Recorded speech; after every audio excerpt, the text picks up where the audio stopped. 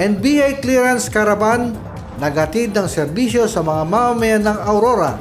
Sa detalye na ihatid sa atin ni Lynn Robles.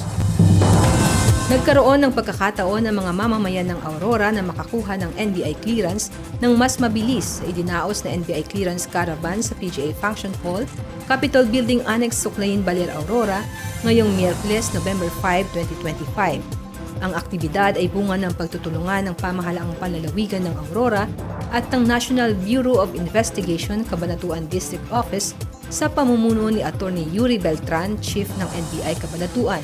Layunin nitong mailapit ang serbisyo ng NBI sa mga mamamayan upang hindi na sila kailangang bumiyahe pa sa ibang lungsod para lamang sa kanilang clearance. Ayon kay PGSO Officer Melissa Amarillo, malaking tulong ang naturang caravan para sa mga Auroreño na nangangailangan ng NBI clearance para sa trabaho, negosyo o iba pang pangangailangan.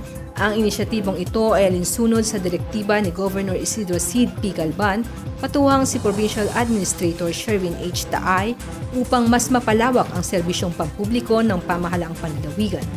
Dagdag pa ni Ginang Amarillo, kung mananatiling mataas ang bilang ng mga nais magpa-clearance, posibleng magkaroon muli ng katulad na aktibidad sa mga darating na araw. Ayon sa NBI Cabanatuan, handa silang bumalik sa Aurora upang ipagpatuloy ang serbisyo sa mga hindi na-accommodate noong araw. Patuloy na pinatutunayan ng pamahalaang panlalawigan ng Aurora na ang serbisyong may sigla at galak ay maaasahan ng bawat Auroreño.